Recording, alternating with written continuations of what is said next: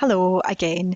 Thank you for joining just today's workshop session, which is on social media and connecting with heritage.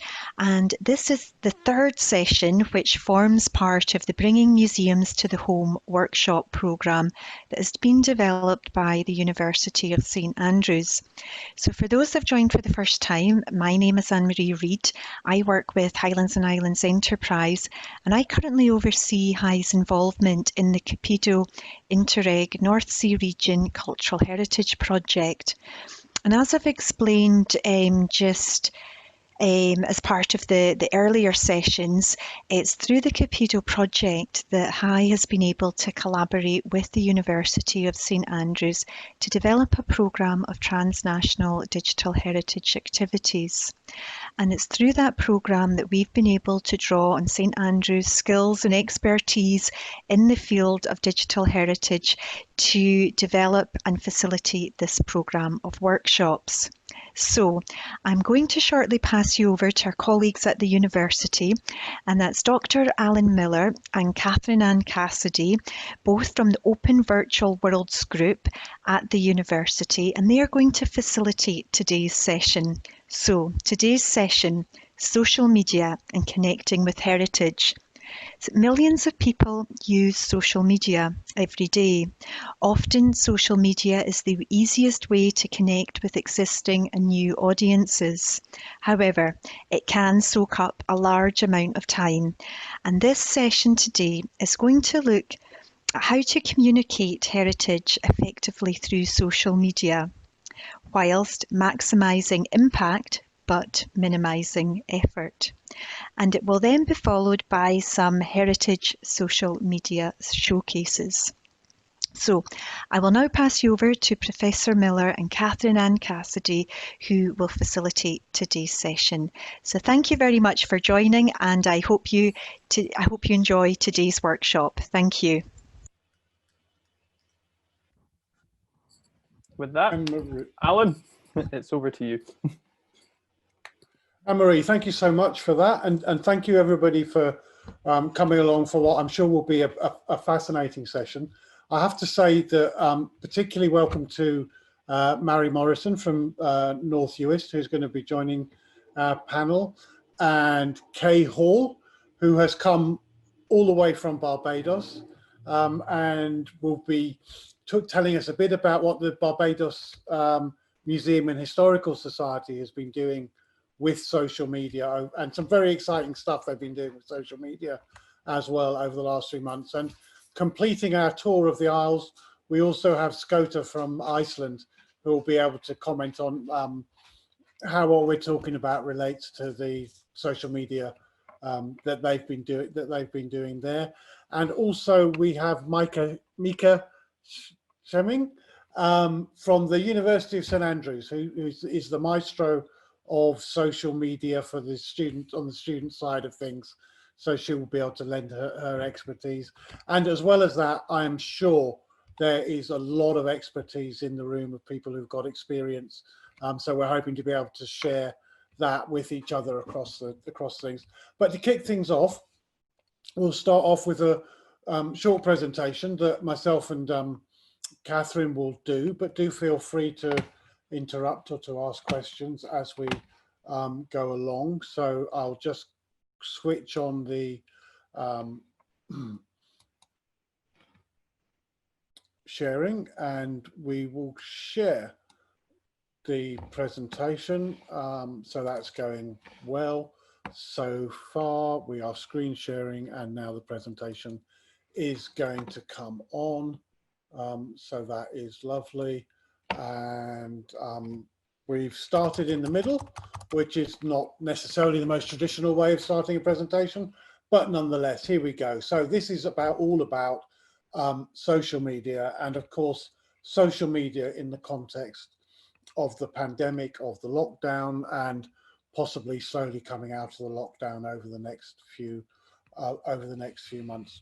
And what I want to do really is just to talk a little bit generally about social media and pandemics, provide a brief overview, because there's so much social media at the moment. So just trying to have a little bit of characterization of that.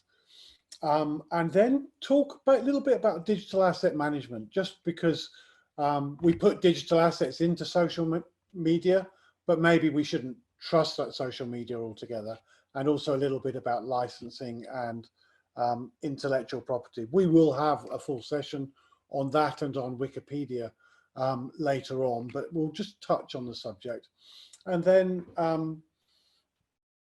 I mean, with social media, we could be talking about this for days, really, rather than just in one session. So, chosen in the presentation to focus on Facebook, and really just to give us sort of an idea or an example of how we've been using social media. I'm not suggesting that this is the only way or that this is the best way, but I thought it might be insightful to do that. So just look at what we've been doing with Facebook, and then also we'll look at some more context and creative responses to the pandemic, of which there have been loads. So moving on so this is ICOM, the International Council of Museums, ICOM's president, talking about social media, talking about the response to the pandemic, and really saying that, you know, even with doors shut, museums have been more accessible. There's been lots of offers of virtual tours, there's lots been offers of collections, videos, conferences, and so on. And that this means that possibly, you know, despite the terrible situation that we're in, the ending of the story may be better than it can otherwise be. And that's just a snippet of the statement from ICOM, but there's a link there. And so later on, you may want to go and have a look at more of it. And of course, one of the things that ICOM did, I don't know if you noticed, but on the 18th of May, there was this wonderful International Day of the Museums, which saw lots of creative things going on social media, videos, quizzes, dances, everything was happening there around that International Day of the Museums. But I think, Catherine, you spent quite a lot of time looking at, you know, what the sort of response has been, and this slide here is about digital attitudes and skills for heritage, which comes from the Heritage Lottery Fund, I believe. But just results of the Heritage Lottery Fund survey of the heritage sector, specifically in the UK, but as of what the sector was looking for during lockdown, and to kind of prove evident of what we all kind of knew and what we've seen now that we're within the lockdown, is that pretty much almost split across was marketing and communications and creating content. So needing a bit more help with digital skills to be able to do that. But then even in the categories of what are under that, community, strategy, events and activities all relate to things that are all done online and can be done through social media as well. You know, I think what's great about social media is that it's so easy to publish. You know, before social media came along, you had to be able to hack things out with code and write web pages and do all of this sort of stuff. And now you can just sit down, you know, at your desk, open up Facebook, click write post, and then you can be away writing a post straight away. And I think the second thing that's really strong about it is the way social media connects in with your networks and friends and all of that sort of thing. So that seems to fit quite nicely with what the attitudes required for heritage, from the heritage survey that you're talking about. Yep. Yeah. Okay. Good. This is an example, isn't it? You're saying that you would really want to engage with an audience, and that it's best to start with a simple plan, or maybe no plan at all, but not to be too ambitious. Start with the post. That's probably the best thing, isn't it? Mm-hmm. Start with the post, write something, get it out there. I mean, the people in this workshop, maybe some of you are, you know, well, I know some of you are social media stars, and maybe others are thinking, well, I want to get started. How do I get started? And I don't know, there was somebody who said, I think it was Lenin actually, it may be strange to quote Lenin in a social media news, but he said, you know, the fundamental prejudice of Bolshevism is the only way to learn a horse is to get on it. And I think that that has some relevance to the social media thing. Kay, this is from you, Barbados Museum and Historical Society, and I see you have almost 6,000 people liking your page, which is great. But you're doing some sort of asking the community what they want from the museum, and it's interesting to see you using social media to do that. Yes, actually, this shutdown came at a kind of an interesting time for us. We are in the process of redeveloping 2 of our core galleries. We had always intended to engage the community in finding out what they wanted to see when the galleries were refurbished and repositioned. We didn't want to just put the same exhibits and the same story back up again, but the shutdown basically allowed us to really sit down and evaluate to what extent we could engage the community. So we ended up with a campaign called Our Museum, Our Story. And what we've done is we've asked people to basically let us know what part of our history is meaningful to them, what they want to see in those galleries when they reopen. The galleries in question are Harvard and Jubilee Gallery. The Harvard Gallery would have been prehistory, natural history of Barbados, and then the Jubilee Gallery would have been the social history of Barbados. And they told a fairly simple narrative. The galleries themselves are quite old, so they were well in need of redevelopment.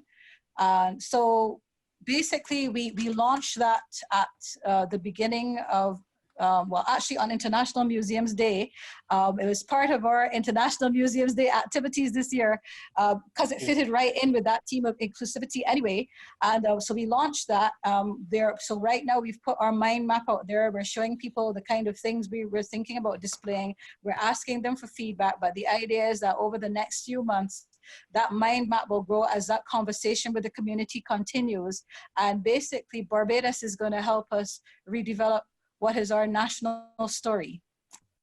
That's great. I mean, I think it's really exciting and interesting to see, you know, using social media, not just as a way to publish things, but also as a way to connect with people and to get input and to sort of be part of community. I think it can be quite confusing though. There's like this slide here has got lots of icons for different social media things. And so we've just been thinking about it a little bit, and we tried to get a bit of sort of taxonomy or some sort of order to this mash of things. And we think that there's kind of essentially 3 sorts of social media sites, or at least I do. I may be the only person that thinks this, but anyway. So one is social connect. So this is like Facebook. It may have a feed and stuff like that, but you've got your likes and you've got your friends and you've got your groups. It's about kind of like building community and connecting people together. And then you've got your kind of social feed type things where you put something out, you attach a hashtag to it, and you know, and then you push something else out and something else out. And so it's kind of the sort of feeds and streams. And that's more of a Twitter, Instagram, and TikTok. And then there's social archive sites, which are kind of, they're more where you store your media. Yes, people can see media there and share it, and they typically tend to be like one type of media. So there's Tumblr, which might be a bit controversial, but it's blogging, Flickr for images, Vimeo for video, YouTube, of course, SoundCloud for sound, and then a bit more esoteric, Sketchfab for 3D models is another one of these social archive sites, and RoundMe's for spherical images. So we hope that by putting them into different categories, it can maybe help make sense of them. Now, it would be nice. It would be nice to use all of these. So here's an example from Facebook, and this is Anne Bale, Highland History and Culture, which keeps on popping up on my news feed. And look, there's thousands of people are liking this. So it's a big site, a heavyweight in terms of Highland culture, and well worth sharing with and teaming up with. This is us, Open Virtual Worlds, our Twitter account, Instagram. We've just started the Instagram, so you can see there's only 8 posts. But so this is the thing, right?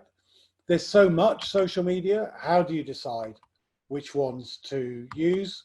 You probably can't use them. Probably can't use them all, and it can all get a bit overwhelming. But I think it's a good idea to, you know, if you've not been doing social media, to choose a site. I would say choose Facebook, and then maybe choose somewhere to put your videos and somewhere to put your photographs, and just build it up from there. Don't feel you've got to do everything all at once, but try to build up a bit of infrastructure.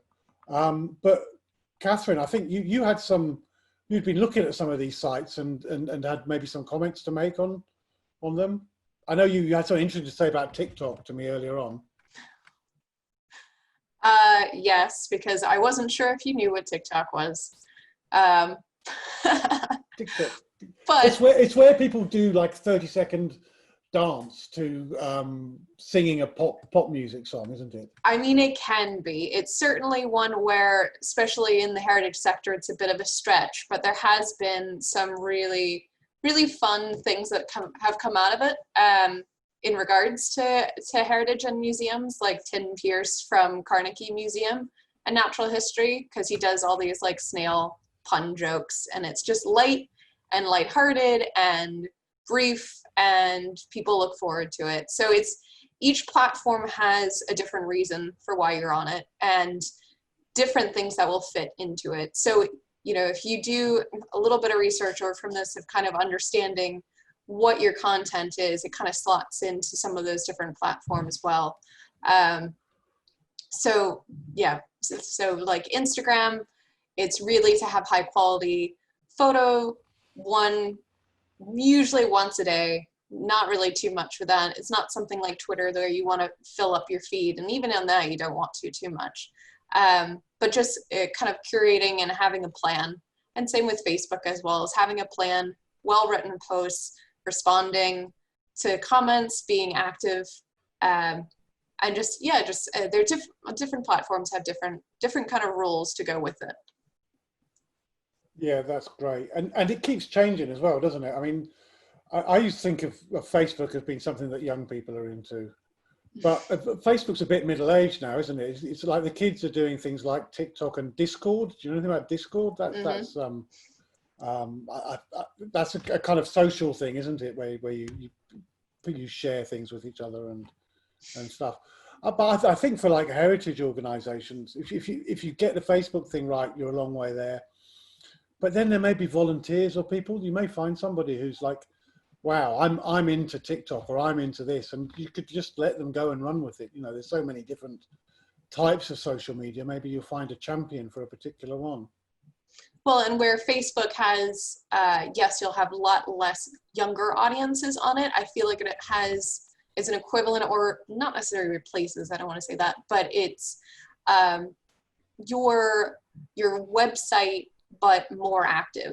So it's a landing page, but with constant updates. So you should still have, you know, if you do have some kind of a landing page of a website, but your Facebook, most often if I'm searching for something and I want to learn a time for something or learn what your events are doing, I'll go to the link for the Facebook page, because I know that's probably a little bit more updated than, let's say, a website might be. I think so. I mean, some people say that Facebook is the new website, you know, and a bit like mobile phones and landlines. You know, do you really need a landline if you've got a mobile phone? Do you really need a website if you've got Facebook? Yeah, I think so too. I think you do. You do need a Facebook. I do.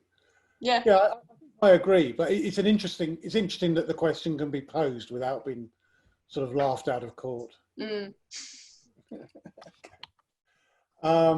So, and then YouTube obviously is massive. And it's how people learn, isn't it?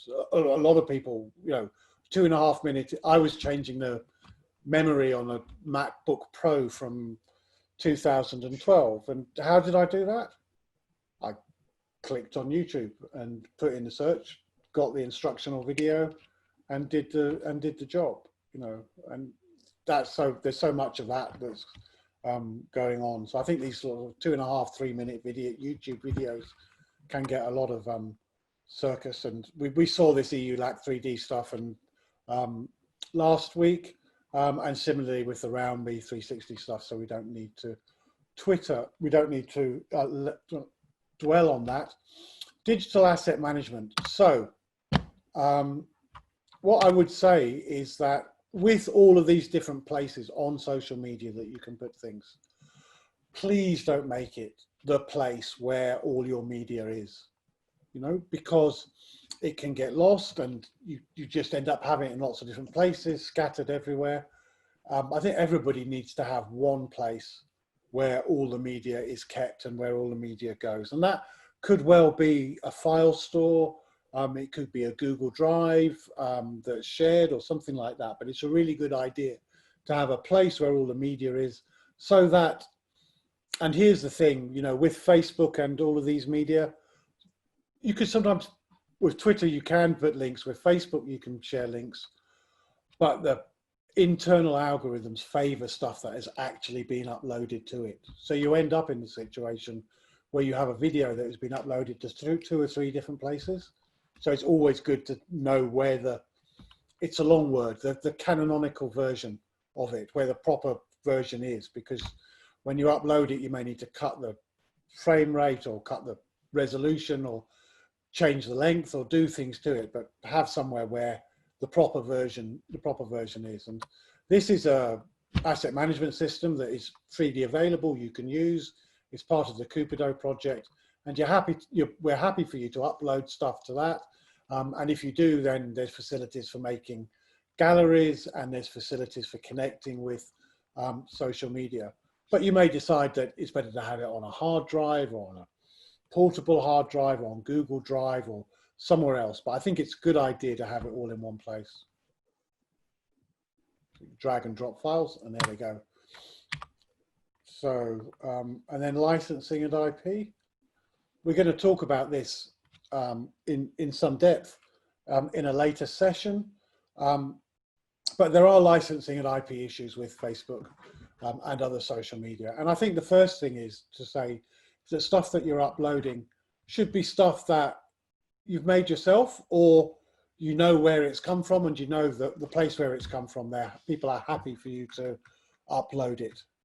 Okay, so it can get messy if you start uploading, you know, the Beatles' "Love Me Do" or something like that, or Bruce Springsteen, or was it 500 Miles, or favorite songs. That can get kind of like messy. And similarly, if you've downloaded a nice image or a nice map from a site and you want to use it, you need to really check with that site that that's okay. We do that, don't we, Catherine? Yeah, we do. As much as is possible. The second thing is that when you upload something to Facebook or to YouTube, you are agreeing to certain things. So specifically, when you share, post, or upload content that is covered by intellectual property rights, you grant us a non-exclusive, transferable, sub-licensable, blah, blah, blah, royalty-free worldwide. So essentially, you're letting them do what they want to do with it, which isn't too bad, because essentially, most of the time they will do nothing, nothing with it. It's just that you need to make sure that you have those rights yourself in order to be able to give them to Facebook. So yeah, so I think that that's something that's worth just thinking about a little bit. When you give it to Facebook, it doesn't mean that when you put it up, anybody can do what they want with your image. It just means that Facebook can do what they want with your image, okay? And you maintain ownership, but you've just given this license away. But we'll talk more about that. But just a big plug to Creative Commons. Creative Commons licenses, provide a way for sharing stuff between people and between projects. And so it's great to use. And you've got Creative Commons options in some of these Facebook things. Okay. So, Catherine, how are we doing for time? Just checking how we're doing for time. So just to very briefly say what our kind of Facebook approach is, and I think that there's kind of 5 levels: accounts, pages, posts, groups, and going live. So the first thing you need with an account, in order to do something on Facebook, is to have an account. Now, accounts are for people. Okay, so if you've got an account, you can make friends, you can make posts, you can share things. That's all great. But if you're an organization, what you should do is you should create a page. So when you create a page, that is then associated with the organization, and you become a manager of that page. So you can have your own personal account, and then you can have a page. Unfortunately, pages can't make friends. So you don't want to identify too closely with the page, or you just end up in a life without any friends. But what a page can do is it can like things, and it can be liked by things. This is the main thing. And that's great, because what that means is when people like your page, or when people follow your page, when you do something with that page, then they're likely to be notified of it and to get involved. To get involved might mean seeing a post, coming to an event, or watching a live thing. Okay, so once you've got a page, then you can write posts on the page, and you're hoping to communicate with your audience through the posts. And that was what Catherine was talking about earlier on. But you can also have galleries. So we can make galleries of images, and we can make galleries of videos, and they sit there. And some of the times when people see a post, they'll go, wow, that's an interesting post. I'll go and have a look at the page. And so when they go and have a look at the page, that's like looking at a website, and they can look at your galleries, they can look at your photographs, and see what your organization and what your heritage is all about. And really that's what you want to happen.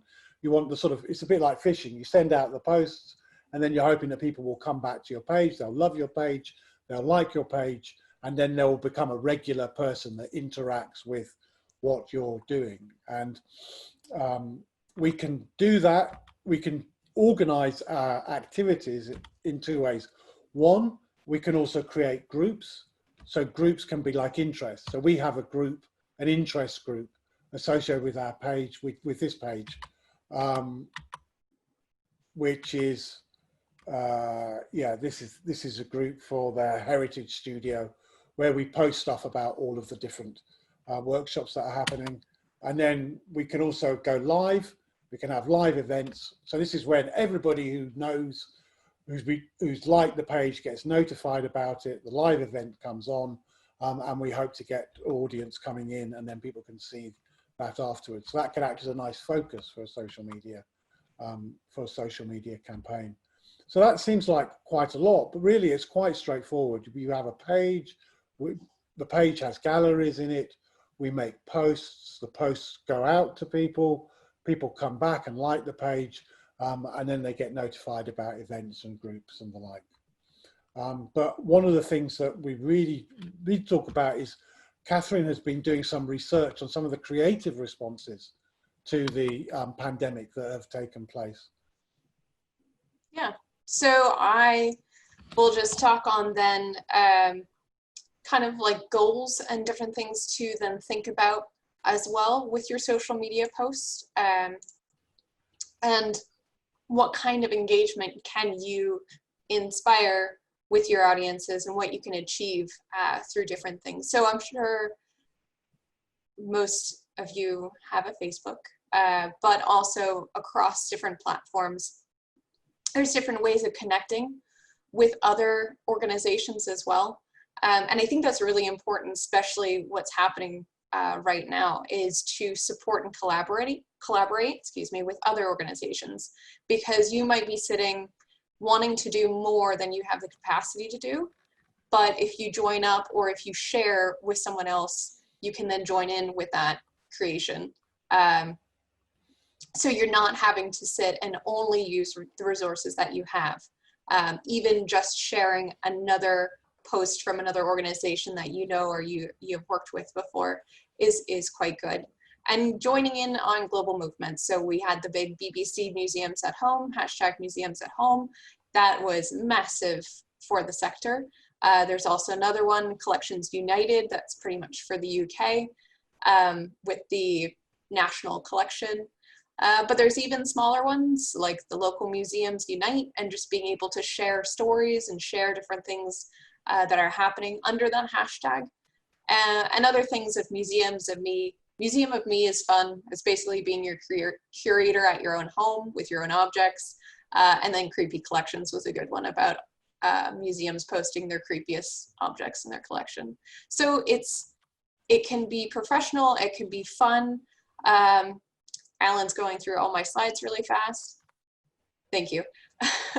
So, but it can all be being able to stimulate a conversation, and create and kind of gather new audiences, but also being responsive. So as of right now, I know if you don't know who the Merle is, Museum of English Rural Life has a fabulous and fun Twitter. Whoever runs their social media now does wonderful, but they've been quite quiet with the last few days with a lot of social unrest. And it's just that kind of responsiveness to not be tone deaf.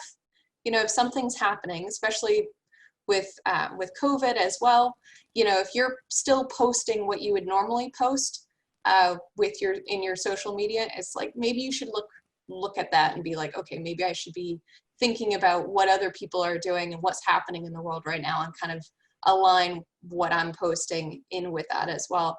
And zombie identity, basically, of your museum is not removing or realigning your irrelevant initiatives. So things that just, you know, the world has changed. So in whatever way we come out of this, it's going to be different. So that's we're in per and post COVID. So it's just kind of, maybe you should have a look at what you guys were planning and what you were doing and how that still works today. So next slide. So, and there's different people that are looking for different things on social media as well. And those kind of align with what options you can go for with different platforms. So people that are looking for connection right now and local and lockdown, things that can help with that would be viewing parties. So like Facebook has a viewing party where you can watch things and chat about it. Netflix has it so you can watch movies together, just that kind of thing. But also there are platforms like Facebook Live and Twitch that have chats, and you can be watching something all at once, but also having a chat with it. So two examples, one example that I adore because I think it's just great fun is the Monterey Bay Aquarium in California has used Twitch, which is really for gaming live streaming, but they have their live cameras on their animals, but then also have played Animal Crossings, the game, with people from their social media team, but invited experts in and then streamed that and used that as an environment to talk about, you know, the things that they want to talk about their animals, about environment and climate change. And then with ourselves, we've done that with live tours where we were able to do a bit of a mix of a live tour of ruins, but then also be able to swap over to the 3D models associated, virtual reconstructions and drone footage. And also kind of talking about historical content to what's happening now. There's quite a good museums that have been able to connect, talking about the Spanish flu, things that are exactly the same today, people making their own masses, connecting those emotions that have happened in the past to today, so people know they're not by themselves and alone. Next slide. Thanks. So just an image of what the Twitch looks like, and they're in their little avatars in their museum, looking at museum objects. I think the watch party and live things that you talked about it's really significant, you know, because with the watch parties, it's not just the people who actually come to the party, but after the party, those videos seem to get prioritized by Facebook. I think they're really into us doing those sorts of things. Mm-hmm. And so the number of hits and the number of views really go up astronomically compared to if you just left those videos sitting in your gallery. So it's almost like you could almost run watch parties 24 hours a day, and it would start pushing things up a lot if you're looking at the numbers. Yeah, for sure. And people come back, you know, they might not be able to do it at the time that it's live streaming, and people will watch later. So your numbers that you have in the beginning, if you're looking at your audience numbers, essentially, could be greater so much later, you know, 24 hours, 48 hours later. And people are also looking for social media with heritage museums for their own personal growth. So that can be anywhere from children's activities, which can expand on in-museum engagement that was going on already, but just being able to provide it to the home. So something just as a big organization, Natural History Museum, but they have it by topic about crafting and gardening that you can be doing at home, and dinosaurs, and all free and downloadable, to things like new skills, facilitation and creation. So these are different hashtags, time to mend, which has lots of things that can, so the physical of time to mend, therapeutic, sustainable for the community. Kindness by post is talking about getting letters, people writing letters more. So that's the Postal Museum, because that's applicable for them. And then the Ashmolean has done a really successful isolation creations, which is posting people's art onto their site, just like the rest of their collection.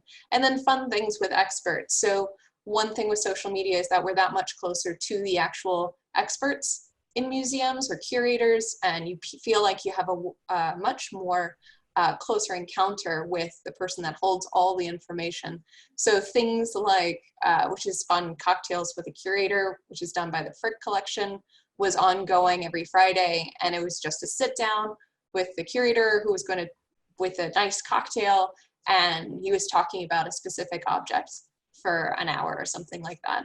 And then just with what we've been doing, we've had a Heritage at Home series, and pulling together experts to talk about a certain topic, you know, with work that we've done before, but to talk about it in a new, fresh light and get it immediately to people, and have it kind of open with a question and answer as well.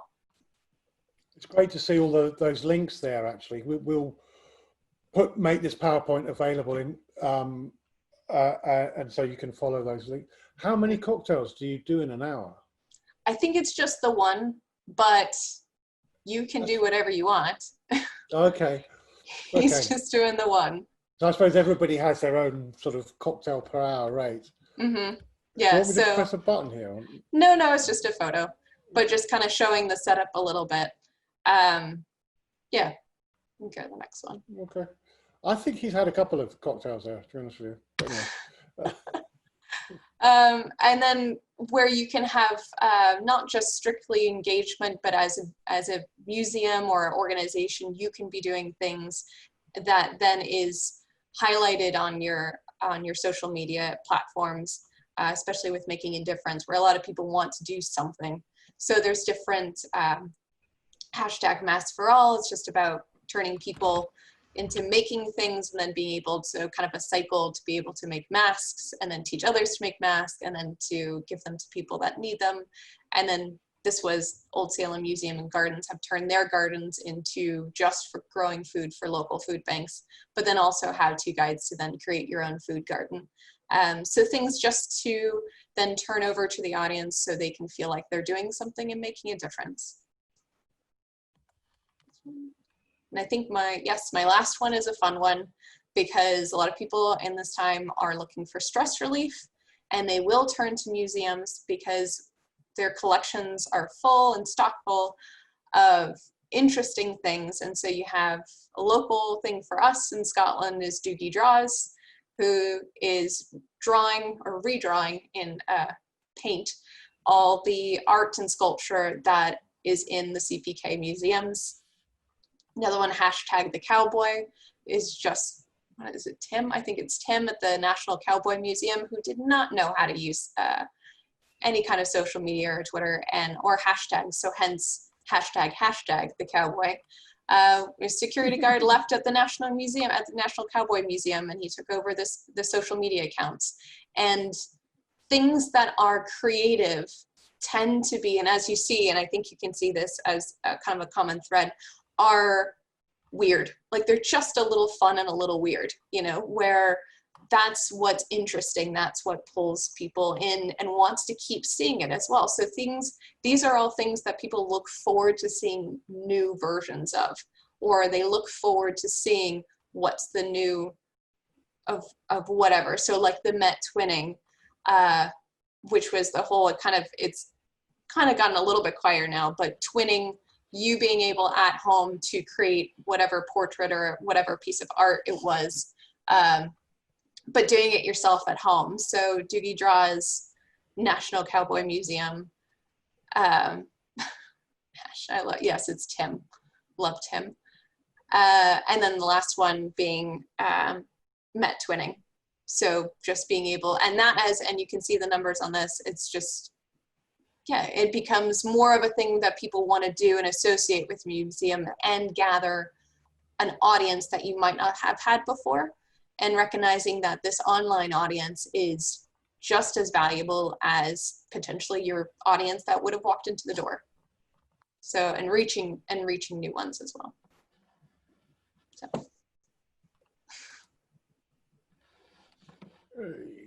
Yay. So, thank you. I know I kind of did the presentation, but I must admit, how are we going to do social media in 45 minutes? But I think Catherine did a great job there in pointing out some of the stuff that we can look at. And what we're going to do next, I think, is we're going to have a little bit of a break. But I mean, just before that, when we come back, it would be great if people had some examples that they wanted us to look at, and also Micah and Mary and Skota. I don't know if you want to say something before we go and have a cup of tea.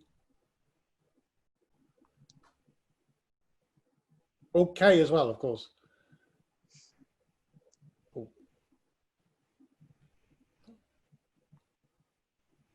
Oh, so I think Mary's trying to say something there, but yeah, that's it. Just that I'm totally clueless, and I use Twitter to comment, to send Gallic proverbs to Donald Trump and get rid of my anger, and to intervene politically a lot. So I can do that, but I feel that a huge big door has been opened for North Uist here into how we can connect, offer more therapy. At the moment, our volunteers are working towards a telephone tree, and there are lots of options for them to befriend somebody who's living on their own and isolated, to write a diary, do video diaries. But what do we do with all this stuff we're collecting? And I think you've given us lots of ideas. So it's been a bit transformative for me. Thank you. Just a quick word from me. We've been doing quite a bit of social media since the end of March, when Barbados pretty much came to a shutdown. And what we've discovered is that it's not a one-man job, even in a small museum like ours. So we've got pretty much about half of our staff working towards providing content and information and creative new ideas for our social media. And it's just an idea to put out there. Yes, you're trying to engage the community outside, but it's a good idea to engage your museum community inside, to be a part of that conversation, because when everybody inside the museum has a voice, then you've got lots more people to help engage the people outside to lend their voices as well. Very good. Very good point. I can also add that I've been doing a lot with students and trying to get students to get engaged with things. So a lot of things we're doing with the hashtag sort of stuff gets students to just kind of share things on their own time, how they want to on their own platforms. So you can reach a lot more people that you wouldn't have reached before. And also just utilizing stories. So like Instagram stories and Facebook stories actually connect. So when you share one on one platform, it can share on the other. And when someone's going through their stories, it very much just like goes through their friends, the pages they like, and it doesn't really switch between the two, so they could end up on your story even if they've just liked your page and they don't know much about it. So it's a really good way to engage with people that you may not have engaged with in the past. So stories are definitely a great way to signpost other people towards your platforms. And it's quick and digestible as well too. You don't have to plan as much with a story as you would like maybe a post. Like that stays up there. You know, obviously it's not going to stay for a very long time unless you save it, but it is something that if I want to say, you know, 5 things all in one go, I'm not going to clog up my feed doing that. You know, I might sum it up in a feed in my post, but I'm going to say those 5 things, and that's fine because that's quick. People go through that quickly, and that's okay. Even if it's just something quick to consume, you're there and you're being consumed. So yeah, I think that's very important. Yeah. Okay. So that's great. And just before we break, just open it up to see if there's like anybody want to just make a comment or something like that we can think about while we're having our drink of water or yeah. Hi. Yeah, one of the things I was wondering about is that we're a really small team and we rely really heavily on volunteers. Do we think it's worth having some kind of like branding brief for volunteers that are going to be doing social media so that we don't get the voice of like 6 different people coming through? Yeah. Maybe something to wonder about. Very much so. Because it's kind of, even though you might have multiple people, and I'm sure Kay, you can say something about this too, of having multiple people represent your museum, you do maybe have to remind, hey, these are our values, here's what we're trying to say, here's the kind of language we'd like to use, you know, and or how we'd like to present our material. And just make sure you you do this, you make sure you do that, you make sure make sure if you're including a picture, it's, you know, whatever you need to do, but just that it's like a checklist. The other thing was what I think it was Kay, you said to me that you have like you give people ownership as well, that you've got a number of different like migration Mondays and something Wednesdays, and then someone's in charge of that kind of thing. Yes, different departments, different persons contribute different things. We do actually have like what we call a posting schedule, which is centrally managed from our marketing department, so that everybody doesn't post everything on Monday and then there's nothing for the rest of the week, for example. So although we're all contributing posts, we're not necessarily all uploading material. So that's number one. So everybody's creating posts, but they're filtered through one general poster. There are exceptions to that, for example, if like a post is particularly complicated or if it's got like some twiddly bits. So for example, we have a social media person who is doing most of our stuff at the museum, and most of us will do our puzzle, our question and answer, our little featurette, and we'll send it to her and she will schedule it. What you were asking about was what we call our Migration Mondays, which is actually just a little bit, well, as you know, June is Windrush Day. We're gonna have Windrush Day in just a week or so. So we've been doing some features based on our Enigma of Arrival exhibition, which basically talks about Caribbean migration to Britain. So on Migration Monday, we do a featured post which looks at some sort of thematic content coming out of our exhibition. Those are usually done by Natalie McGuire. She's our curator for social history and engagement. But she will ordinarily create that, and then that content is sent to our social media person. Windrush Wednesdays, that's actually biographies of persons who have contributed either to society or some sort of pursuit, either in the UK or in the Caribbean, who are themselves Windrush migrants or the descendants of Windrush migrants. So we're looking at the biographies of those people who have made a significant impact on our societies. And that's featured on a Wednesday. We also have something else which we call the museum puzzle. That's usually done on a Thursday. That wasn't specifically developed as a part of our push towards Windrush and migration, but the ones that are being featured on Thursdays in June, because we're looking at Windrush Day and activities around Windrush Day, those are going to feature photographs or content, which is based on that same Windrush history. One should go up later today, as a matter of fact. And basically what we've got is something where you can do a jigsaw puzzle based on something, either a picture from our collection or some sort of feature from one of our exhibitions, which got a panel that is suitable for putting online.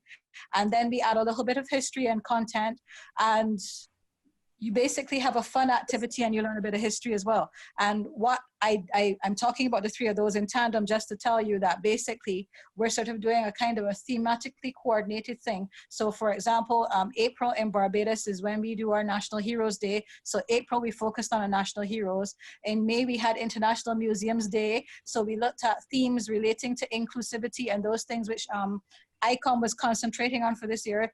We collaborated with ICOM Barbados, and we got all the museums in Barbados together, and we did a collaborative video talking about how museums could become inclusive, more inclusive, and the things we wanted to see and the parts of society that we were looking at including. And different persons, different representatives from the various museums in Barbados and galleries contributed to that. And then on IMD, we all put them up on our websites, which is really, really cool. And June now, we've got two things going in June. In addition to Windrush Day being the 22nd, we also celebrate Heritage Month in Barbados. So hashtag Heritage Month, and also hashtag Windrush. But basically all of our efforts are managed and coordinated so we get the maximum effect out of engaging our audience. So it's not a willy-nilly, everybody posts what they feel like. Everybody knows what we're concentrating on during a particular time. We also launched, for example, I mentioned it earlier, our museum, our stories on International Museums Day, because we wanted to push that idea of inclusivity. But going into next month, we'll also be working towards engaging our audiences. Like, we're going to be asking them to share their favorite memories coming out of the galleries, which are about to be taken down, things that they're going to have difficulty letting go. So they're going to be sharing those memories, sharing those stories with us. They're going to be letting us know if they want to see those things come back, even if it's in a refreshed light, or if they want to see new content coming up. But each month we're aiming towards looking at a particular way of focusing on something, so we're not all over the place, and so we're engaging our audience in a conversation that makes sense to everybody. And yes, we put a lot of effort into managing that process. Well, I think it's great to have these themes to focus stuff around, and also it's like, I suppose it'd be easy to feel overwhelmed with the amount of stuff that you're doing, but I think that with so many ideas floating around here, we could just pick, one each and run with it, can't we? Right? We don't have to do everything. I don't know. Do we feel that would be a good time to have a break for 5-10 minutes and then come back and we can take more questions and discussion?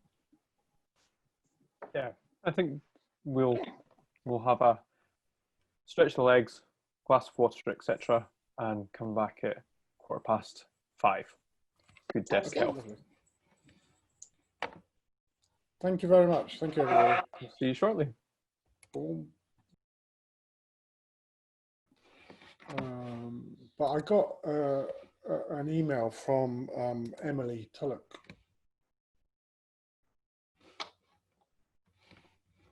Okay.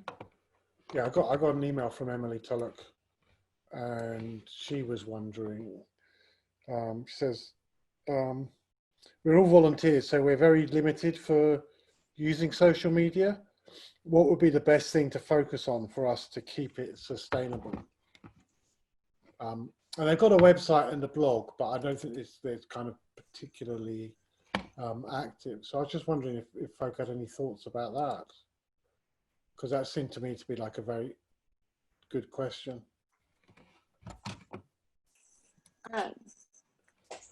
I would say Facebook personally, just because Facebook is a very good place to engage a lot of people. And also there's Facebook groups, which there's already groups of like people who may be into history or maybe into certain topics. And so if you can find those groups, you can then share whatever you post on Facebook in them, and it'll actually link them to the original post. And so you'll get a lot more traffic onto your page. And that would probably be one major place to focus on.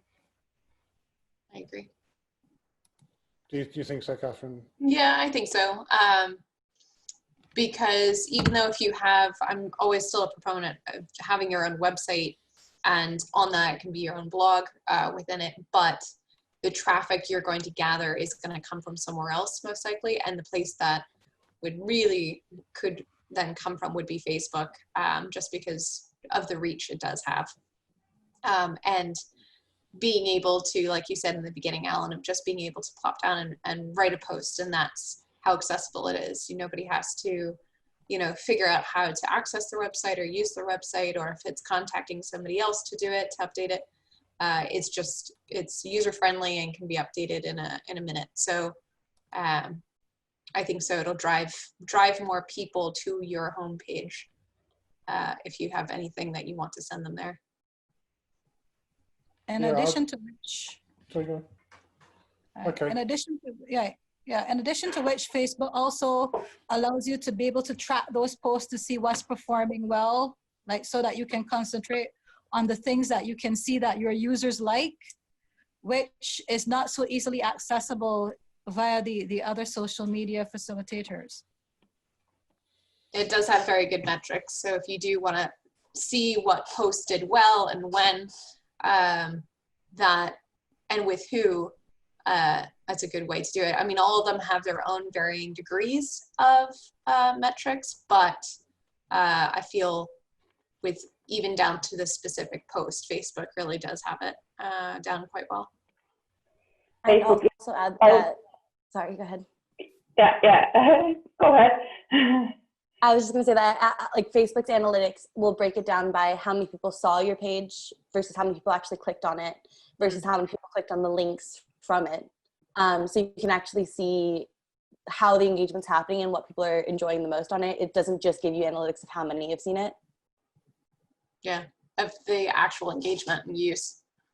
I'm revealing all our state secrets here. Can you see them? Yes. Just Edinburgh Back in Time. Is that what you're on right now? No, or did your screen sharing stop? Okay. You're on. I thought I was showing some insights, some numbers of page views and page likes and post reach and things like that. No, it's Edinburgh Might Back have in to scroll Time. down. Sorry? You might just need to scroll down a little bit. This seems to be a group. Oh, it's just a group, yeah. Maybe it's just the screen sharing has slowed down. Yep, no, not seeing a change. Darn.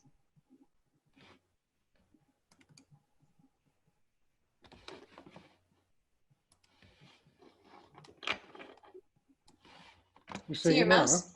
No, I see your mouse moving around, but it hasn't, the screen hasn't changed at all. That's odd. I was just going to ask how other people are finding Facebook at the moment. I live in a small community and people seem to have got really narky about everything recently. So I'm thinking I might just do Instagram. Mm-hmm. For the time being, Facebook really seems to have turned a bit nasty here. That's interesting. Within your local community, or just people's opinions of it? Or just of what's on feeds and things? Yeah, what people are posting in local community stuff. You know, just constant arguments about masks and, you know, just all COVID stuff. Yeah. Or the recycling centre, you know, just, yeah, people are obviously, and you know that from speaking to individual people as well, people are struggling a bit this week, but yeah, so I'm thinking nice photographs on Instagram's my way this week. That could work. That could work. Or you could be the light in the in all that darkness, or in all that argumentative chat. I get the feeling they could add that. Well, when you post to Instagram, there's usually like a little button that you can say, also share that same post on Facebook, so you can double post it too. So you'll still get the benefit of your Facebook insights, even if you're more comfortable on the Instagram platform. Although people say that people find that annoying. If people are following you on Facebook and on Instagram and you share the same thing constantly, people say that's annoying. I don't know. I'd also add, I was going to say, I'd also add that the stories thing, going back to what I was said earlier, is a good opportunity to like kind of get out without having the comment section. So if you're kind of scared of like starting fights in comments and other things like that, stories will just kind of show the actual post, but not have that side of it. Not let anybody comment. They can comment at it, but to you, or you can turn comments off. Yeah. You obviously understand stories better than me. I managed to, on my own Facebook, I realised that my story was actually a recipe for whole baking an aubergine. I don't even know how I did that. I was like, oh my God. Press a button. That's okay. And actually I couldn't do the aubergine either. I exploded it. My oven door burst open and I'd obviously the aubergine. So but now you have to add on to that post. Now you have to tell that story. I have a photograph actually of the exploded aubergine. I should, yeah. I don't have any friends. I hate Facebook, truthfully. I do it for work, but yeah, but no, it would have been a good follow-up. I never thought of that. That's where I'm failing on the stories. That's what I should have done. The thing Can that... you explain stories? Sorry, can you explain what stories are to those of us who don't know? Yeah, sure. Well, actually, Mika, do you want to explain it? Sure. Basically on stories, it's very similar to making a Facebook post, but rather than it showing up on your timeline and your feed, there's a little like circle at the top of everyone's Facebook where they can go through recent stories. So it'll show the last 24 hours of whatever that person's posted.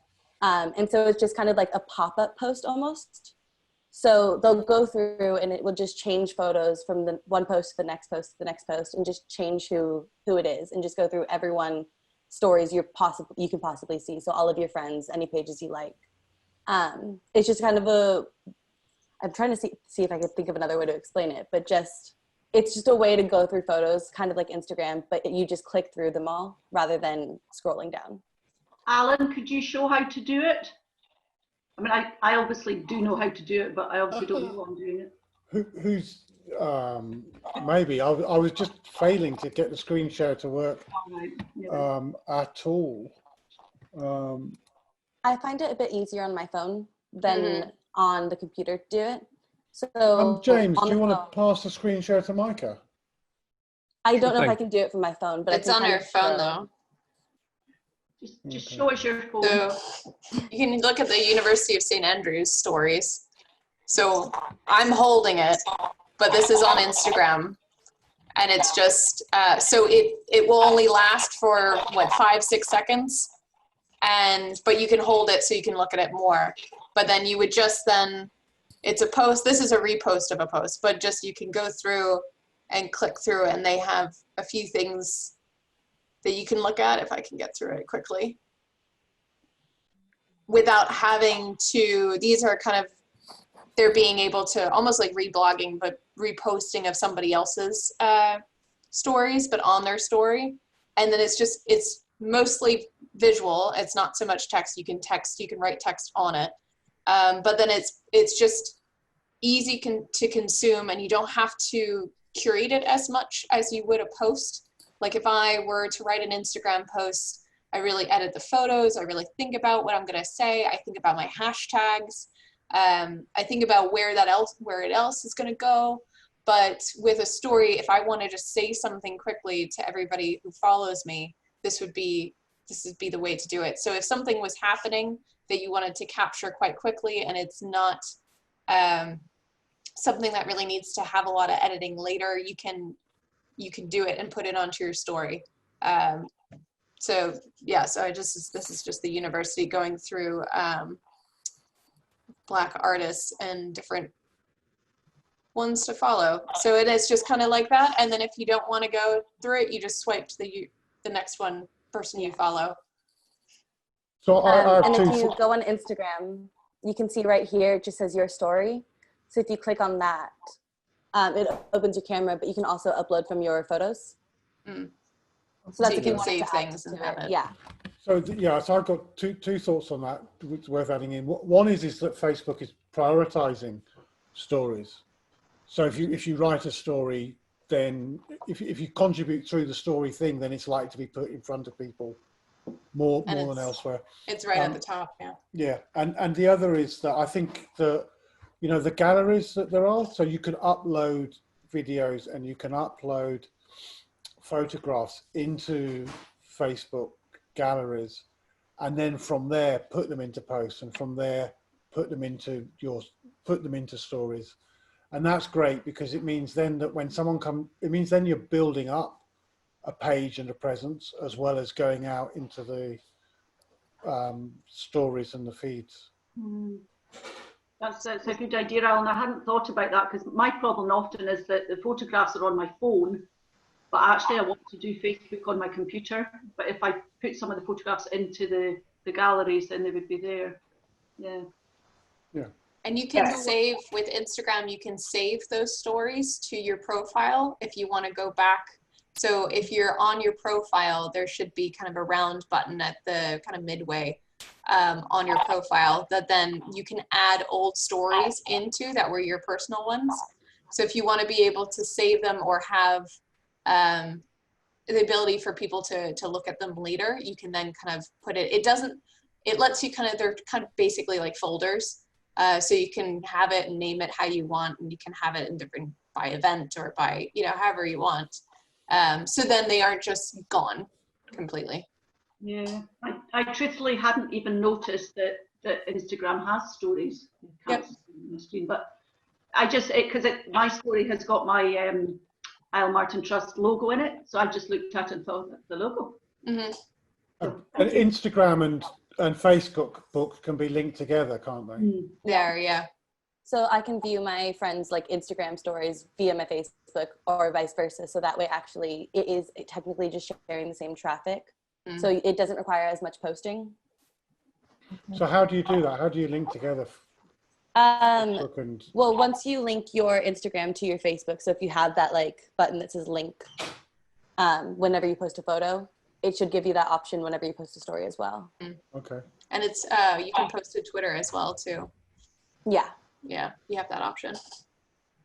If you were to like mass posts, I can see how that can be annoying if you were posting and somebody followed you on all those platforms and they saw it on all those platforms. I see it once in a while.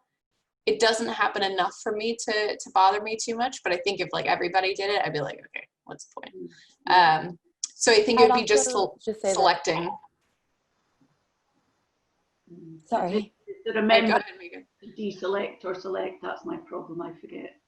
I was just gonna say that if you just add a few photos that maybe you didn't post on your Instagram, post those ones on Facebook, and just once in a while split it up, but then make sure you do have the consistency of sharing it on both. That's kind of a way to avoid it. So there is a little bit of different content, but you still have consistent content going out on both. Yeah.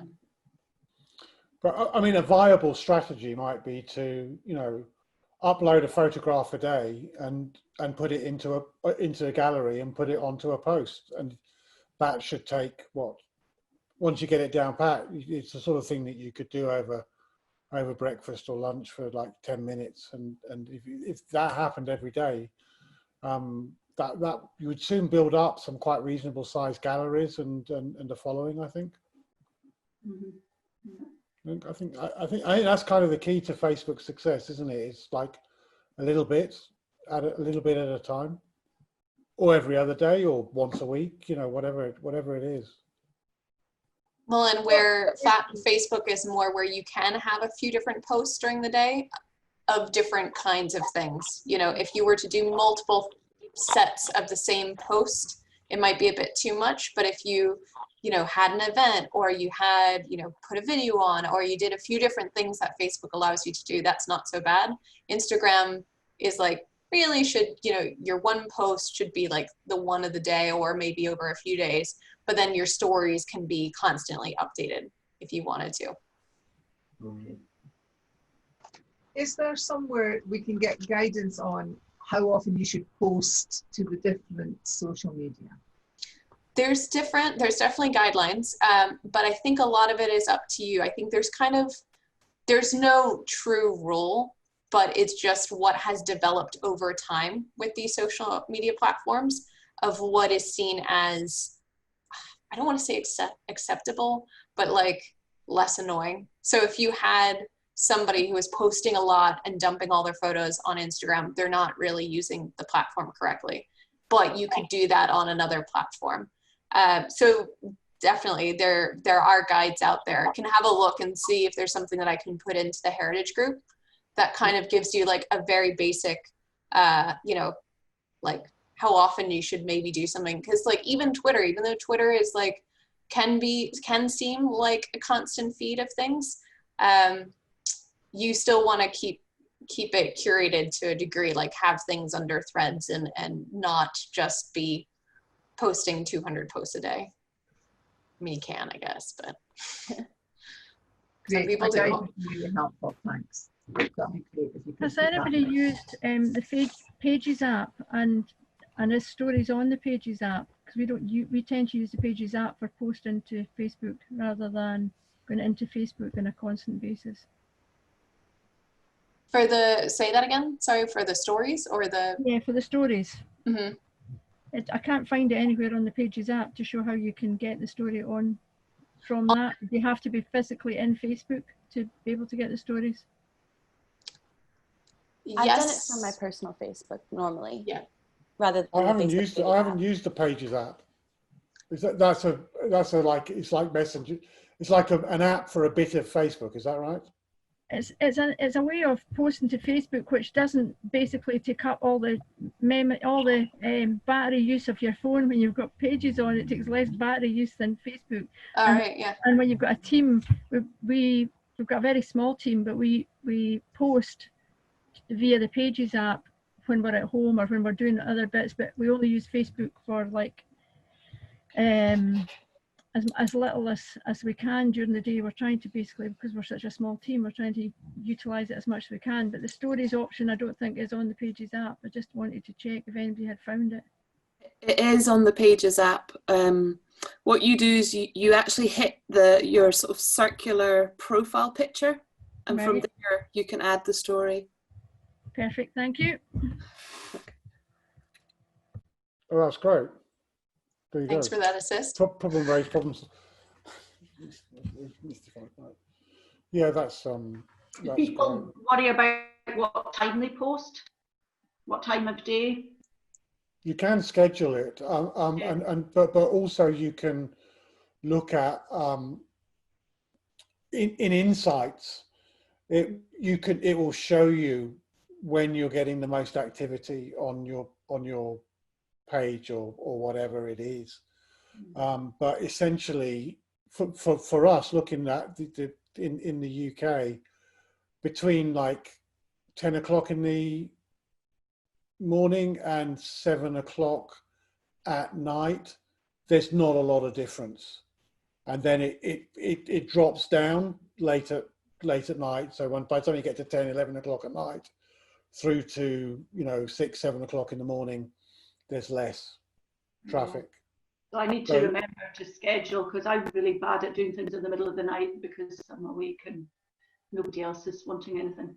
Yeah. It's essentially when you think people will be taking a break and looking on their social media platforms. Like, let's say if they're working and okay, am I gonna, a tea break or a lunch break or after dinner, things that will just then, where are people taking a moment to breathe? And that tends to be kind of fall in time, but it depends on your audience and who you're trying to capture.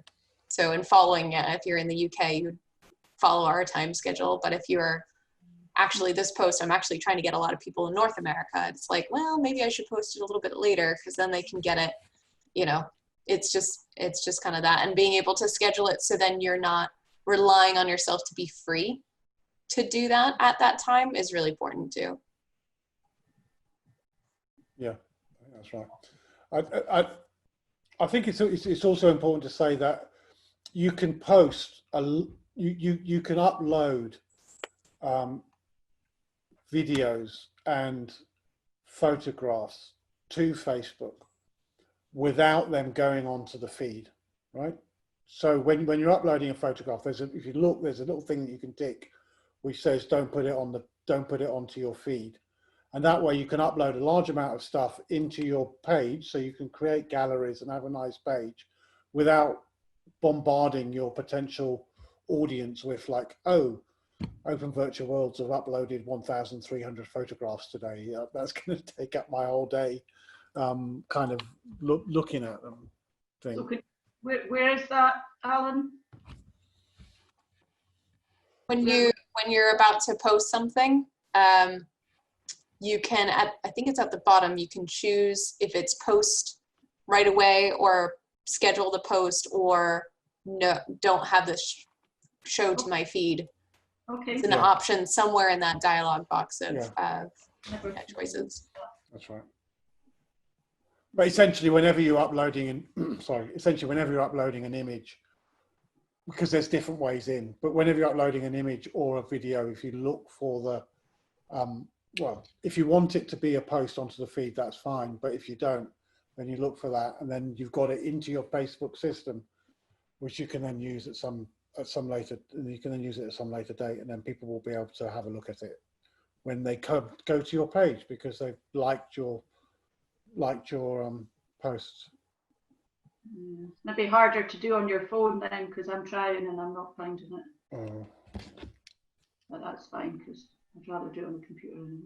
Peak times of posting too tends to be like when people are being social. So some people will get up in the morning and they'll go on their social media and look to see what's been fresh that's posted. Some people do the lunchtime thing. So I'm sitting down to have my sandwich. Let's see what's new on social media. And some people use it at the end of the day to wind down. So those are the 3 times we tend to rotate our posts. We'll do, if we have a lot of content for one day, we'll do an early morning, a lunchtime, and an end of day. If that helps at all. Some people look at all of those times. Like, you know. Yeah. And sometimes it's like, you know what, if I don't do it now, I'm not going to do it. So maybe 3 o'clock in the morning is the time to do it. But there is the scheduling option. I'd forgotten about the scheduling, truthfully. So, yeah. Have you had much experience of doing events? Because what we've found is that by having an event, it gives you an opportunity to like have a little bit of a campaign around a topic and to get more people seeing it than if you just did sort of like individual posts. It's almost like it helps you organize your posts around a particular topic or a particular subject. Yeah, we would do the event and we try to post the event, but we also try to post like teasers. Like if we have an art exhibit, we'll post pieces about the exhibit as well, and aim for breakfast and lunch and afternoon because people tend to read through all of that. And what I mean with teasers is also just like a little bit quirky images of what we're doing, not just what the people will see in the exhibit itself, but something a little bit quirky, a little bit different, and that seems to get what people click on again and again and again. I'm really bad at that. I think that's these sorts of the quizzes and the you know the piece of heritage with the what they call them, anagrams, and the questions and all of that sort of creative stuff. I think that really takes everything up to a new level, really, in terms of sort of engagement. I mean, I'm at the sort of, here's a photograph. Whoa, that's a nice photograph. But I think kind of like getting up to the doing quizzes and jigsaws and all of that sort of stuff. That's really it's getting there, isn't it? Do you do a jigsaw? Does anyone know how to do a jigsaw like that? But I've no idea how to do that. well, I think Kate, you've used it. There's different sites that will do it for you. Like you just plug in your photo and it'll create the jigsaw for you, and then you can just link right to it. Okay. Yeah, the sites that'll do that. No, and there's different sites that'll do that with any kind of gaming, not gaming, but like crossword or different, you know, kind of automated things that you can plug in a few words that you want to do. Okay, didn't know that was a thing. That sounds good. Yeah, and a word cloud or 360 images, just anything that's not what you always post.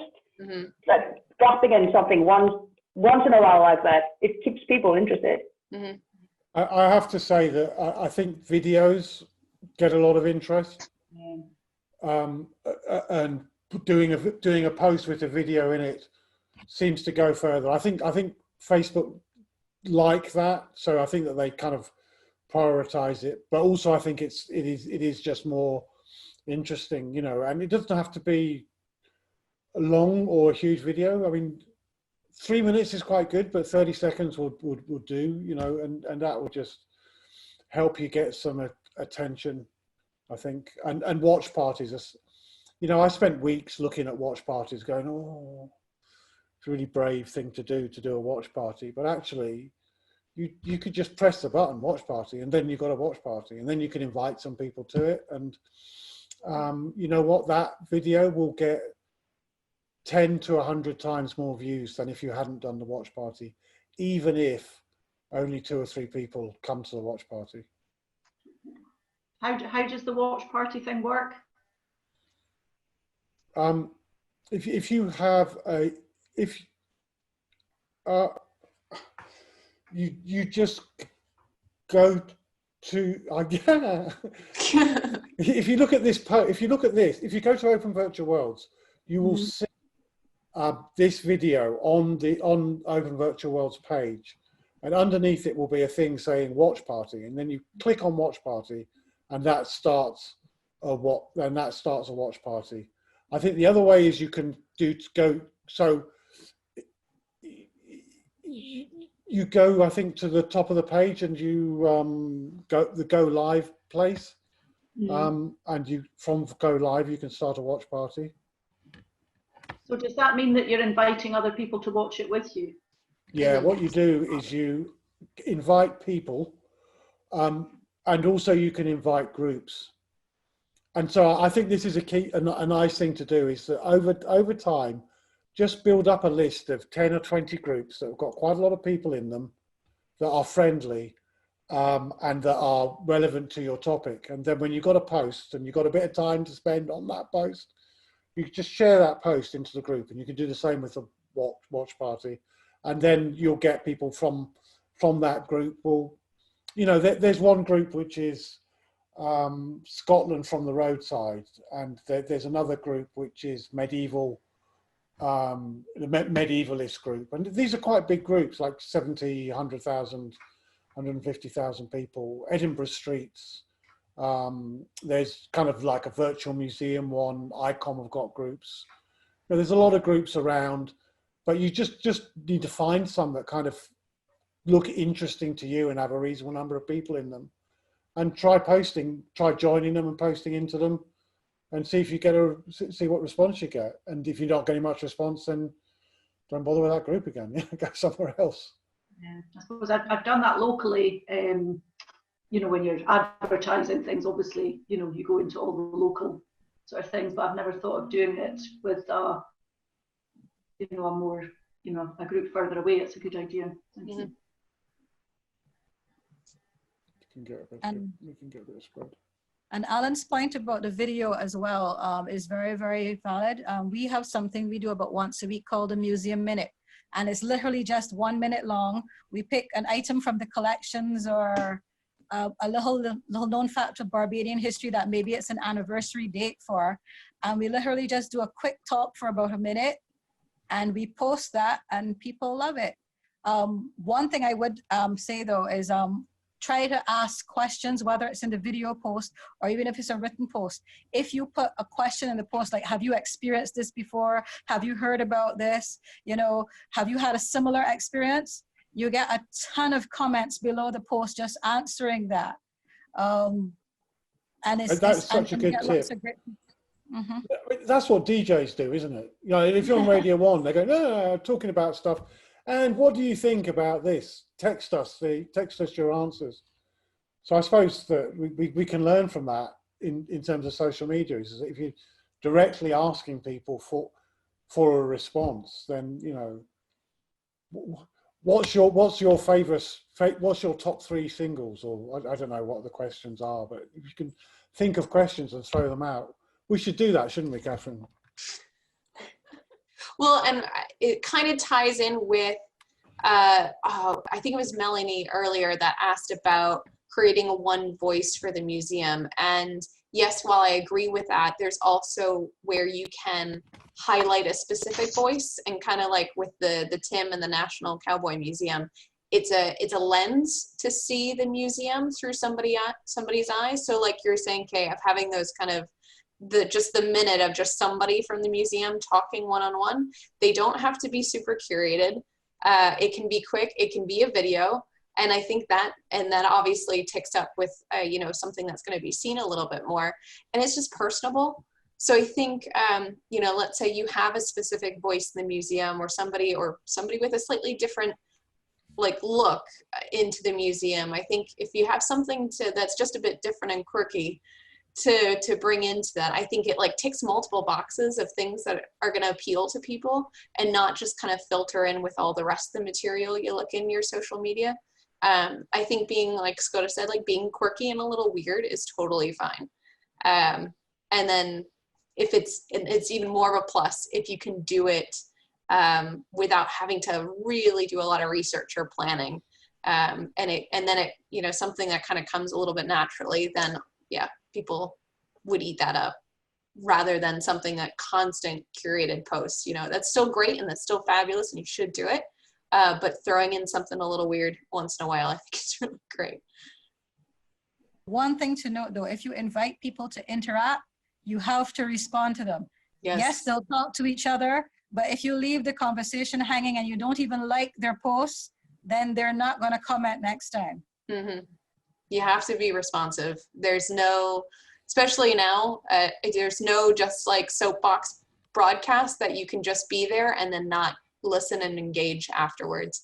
Even if the post has long been, I wouldn't say long, but I would say after a while, you still engage with them. You get notifications about it. There should be no reason why you don't see somebody commenting. And even if it is an old post, still do that, because then you never know what that will bring yourself, but also them too, because they might share some information. Then all of a sudden you realize that this person is a pool of information you didn't have before, and they can share sources, or it just makes their day. So win-win. And old posts can also take off. That's another thing. Don't ignore them. They can take off. And sometimes you don't really know why, or you'll know why, you'll find out later. Oh, okay, this happened. But some even very big viral posts are like a year old. Yeah. So here's a trick: is that if you have a post and you like the post and you sent it out to a number of different places, if you then add to it, so if you then go into the discussion and say, oh, and by the way, this has happened, that will push it back up on everybody's feeds. And it's similar when you're doing an event. So if you're doing an event, that will, you share it out everywhere and people will start looking at it, and that's good. If you then go into the discussion and post within the event, that will push it back up onto the people's feeds. And so you'll get more traffic on it. And I guess that's what happens with the old posts. There's a post that's been hanging around for 3 years, somebody finds it, types something into it, and it pops up on everybody, and it gets a new spring of life. So I think that's worth bearing in mind. What things? So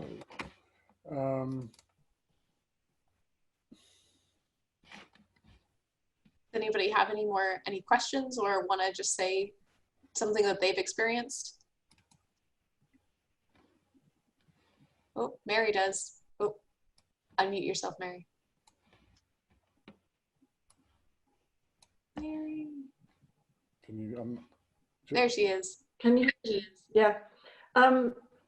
Being a very remote and small island community, bilingual, there are a lot of older people who we reach, but connectivity is a bit of a problem up here. And so a lot of our folk, the younger ones are adept, but a lot of our older members don't have smartphones, wouldn't know, don't have computers, wouldn't know how to use them. So we've got a bit of a gap when reaching out to people. And that's possibly why we haven't done so much as we could have done. And so I think we will still have to rely on the old-fashioned methods for the older ones and do social media more with our younger ones. We have a a huge number of young ones on the island, about 80, who have interacted with St Andrews. We do a lot of storytelling in both languages, filming, research, news broadcasts, the kind of thing that we've done with Alan and Ian and Sarah. And so they will come in, the older folks will come into a ceilidh to watch it. And so I suppose that's one, it's a question of being inclusive. I think I'd also just like to say how much the point Catherine made about looking at the context of the emotions at the moment that are resonating and finding ways of joining that dialogue, but getting people locally in a remote community to do that. So there's that was, thank you, Catherine, for that too. Thank you for all the information. Of course. And as I say, we're all volunteers too, which is why we're probably having to learn a lot at the moment. Yeah. But I really liked the contributions from Barbados because they seem to be, everything seems to be very structured, and I like that idea of planning very carefully for what you do, but a lot of variety within it, but contextualizing it within a theme, which seems really good. Thank you. Can I come in? Yeah, sure. I just want to reassure, I'm also in a rural area in the west coast of Scotland, and I wouldn't write off the older people getting involved in Facebook, because we're finding our numbers increasing here. And actually, as people are getting online, we've started doing a blether online, and a blether's just a chat, a ceilidh online, where we share the pictures and we have a chat on Zoom. But we're looking at doing some live streaming as well with that. But I think it is turning around. And the only thing I would say is, one of the feedback, because we work across all ages, but the feedback we're getting from the young ones is they're not happy about older people taking over TikTok. They want us off it. So just be careful with that one.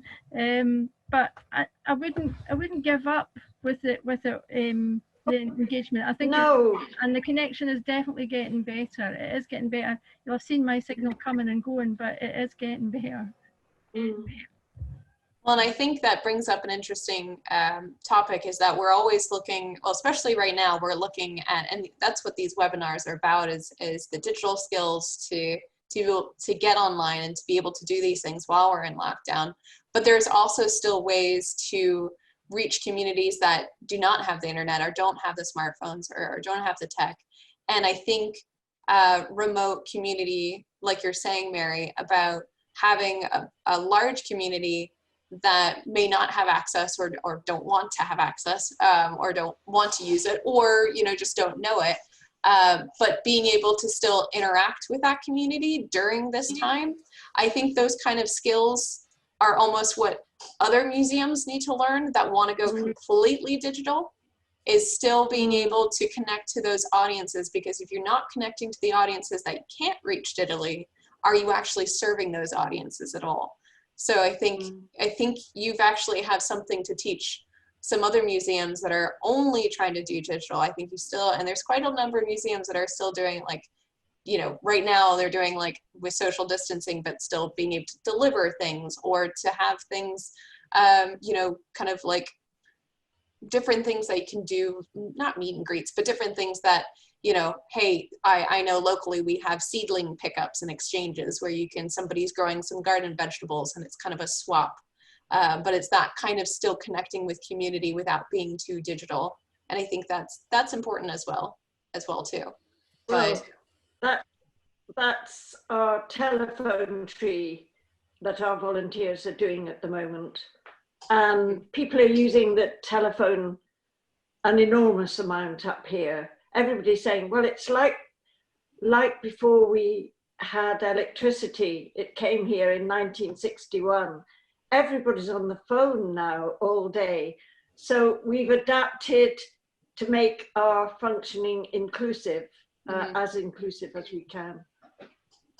I've had a lot more friends write me letters, even though thankfully the post surface and everything's still going. It's like I've had more letters that I've seen, you know, and that's just the kind of reverting back and just, yeah, that's still important too. We've seen a lot more engagement with our email membership as well during the period. Like before the shutdown, our email communications, it was 2 or 3 mailing lists we have, one for upcoming events, one for people who are members of the society, and then a general mailing list. That was sort of everybody when we had something particular we wanted to communicate. But basically, before the shutdown, we would send stuff out and you would hardly really get responses. You would only know if it was something that required feedback, like say, call and book. You would know they would see them because people would call and book, but nobody really responded. Since the shutdown, they've actually been engaging in higher numbers with that email content. And what we tend to do is if we post something we think is particularly interesting in us on our social media, because the people who are our email contacts tend to be in the older age groups. They don't necessarily connect with social media on an ongoing basis like our younger groups do. We'll say, well, we just posted this interesting thing to social media and we're just letting you know in case you're interested. And we're seeing that drive larger numbers of our older audiences towards our social media for particular things. That's, for example, been working quite well when we've been posting or reposting lectures from previous year's lecture series on things we think are topical interest. We do a yearly lecture series on a particular theme of Barbadian history. And we've been doing that for about 25 years now. So there are recordings of that in the archives, so to speak. So we've started reposting some of the ones we think would be more interesting. So when we put a new one up on YouTube, we'll say, well, we'll tell the people on Facebook it's there, but we'll also send out an email saying, if you want to see this lecture from 1991 or from 2003 on this particular topic by this person, which was a part of this, you know, thematic content, you can connect here. And that has actually been working out quite well for those people who are not constantly on social media like our younger audiences. It's a fabulous idea. That's great, isn't it? So you send an email out to lots of people and have a link in the email, and they can just click on that link and that takes them to the Facebook page or to the thing. That's great. I think we should do that as well, shouldn't we? Sorry. It's a good idea. I was just going to say you need to be careful when you share links, because if people don't have Facebook and the link takes you to Facebook, then it's useless. So it has to be a link to something people can access without Facebook, ideally. Yeah, we usually tell them which social media platform it's on, but for a lot of the social media platforms, even if you don't have the app installed, like for Twitter, Instagram, Facebook, YouTube, what it will do is once you have the internet, it will load the web page for that application so you can still see that particular post, even if you don't have Instagram or Twitter or Facebook or whatever installed. Yeah, it mostly works well when you're on the computer, because I know sometimes I'll open like a Facebook link and it'll want me to log into the web as opposed to the application. But definitely for online, I've been sent places that I'm not logged into. So therefore it doesn't think I have an account, but it should still take you. I know, and links mostly even with Instagram, because Instagram has web capabilities, but that's not where you interact with it. It's for viewing, should be able to take you and you should be able to see it. You may not know what to do with it other than looking at the content, but that's really what you want. I think that's a good point, though. I think one thing that is often worth trying is like logging yourself out of everything, and then seeing what happens. You know, because I don't know if it's still the same with Facebook. I think in the past, Facebook, you used to have an account in order to see it. It might still be true But I think Twitter and other ones will let you see. Just to help you out there, typically speaking, if it comes to Facebook, if it's something that's hosted onto a page, it will tend to be publicly viewable. And I think the separation in the being able to view things is if you're on a private account, an individual account, it will tend to lock it down by the privacy settings that are set up. But if it's on a page which tends to be a bit more publicly facing, it will allow you to link out that way, and that happens to that works for content such as photographs and videos as well. So it depends on the actual application that you're using at that point. Exactly. That's the link. Shona, I think you were wanting to raise your hand as well. Yeah, I was just going to say that for the videos that I've been doing, we created a YouTube channel so that they can be shared. The links to the YouTube channels could be shared on emails or in any of the social media platforms. So it was easier for us to do it that way. And that's probably the way that we'll do the future ones, is that we'll load them up to YouTube and share from there. Okay, that's great. I just love the idea of sending people an email and with a link, you know, because you're communicating with people with something that they use, but then you're taking them to something new really easily. Yeah. And you can use stuff like that to drive people towards like your website as well. I think we've all noticed that nobody really goes to your website anymore. But say you've got really great content on your website that is really too much or too big to put on a Facebook page, that email with the link, or even a Facebook post that links back to that particular feature on your website, that's what you're aiming to do. Where you've got your curated website content then. And that's yours. That website is yours. So if, let's say, Facebook went down tomorrow, you're still having a place where you can drive people, you know, to your content. So that's why, even though a Facebook page can kind of replicate a little bit of your website, I still use it in a totally different way, and I would still have it. Your website is basically your business card now. So you want to have things available there and things to view, but also have your platforms so you can engage a little bit more and be more responsive with people. Well, the web page should be. Sorry, no, I was going to tell Catherine I actually quite liked her model where she says Facebook is like your landing page, but it guides you to all the other platforms, and you're sort of using it to coordinate your curated interaction with your different audiences. Okay, we should write that down somewhere. I think. I just know it. I mean, we've been at it for a couple of hours, so I think maybe it's time to call it a night. I found the discussion really interesting, and it's great to turn up as the lecturer and then to learn loads of stuff from the students. So that's really good to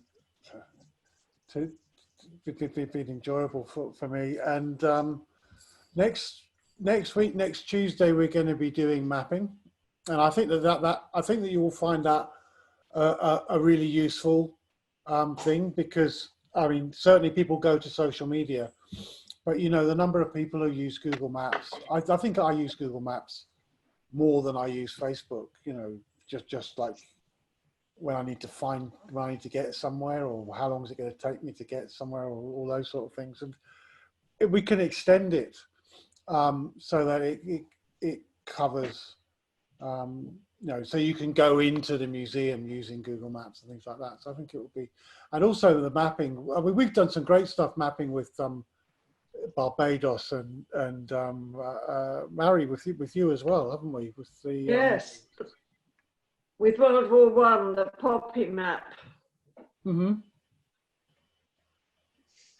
And also with the I suppose it wasn't quite mapping, but the US 360 stuff was. Yes, that was brilliant. So I'm really looking forward to next Tuesday. Well, actually, next week Tuesday. I think is it mapping we're doing on Tuesday, or is it the? Yes. And then it's Creative Commons, is it? Virtual Heritage Journeys through Digital Maps is on Tuesday the 9th, Yeah. and then on Thursday the 11th is going live with social media. So it'll be Okay, well that's going to be a really exciting week then. Yeah. We know our schedule. Yes, we do. We do. So thank you very much. I'm just cheating because I took it up on my screen because I was going to remind everyone at the very end.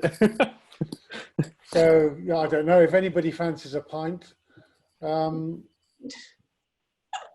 Kay does. There's It's a not little much we early can for do Kay, about though. it. Or maybe store it up till the next. Maybe we'll have a sort of Expo North 2021. What year are we in now? 2020. 2020. Yes, 21. Maybe 21. We can have a sort of reunion, alumni reunion, and make up for the 8 pints that we didn't have after sessions. The Heritage. Sounds good. Yeah. And with that, thank you everyone for joining us this evening. There is a questionnaire for these sessions as well, which is up on the XpoNorth event pages for the sessions as well as the Facebook pages. And we are looking forward to seeing everyone back here, the same time, same place, but on Tuesday the 9th of June. We'll be going into our 4th session, which will be covering virtual heritage journeys through digital maps. On behalf of everyone for XpoNorth, thank you very much for joining us. Thank you, everybody. Good. Thank you. Thank you very much.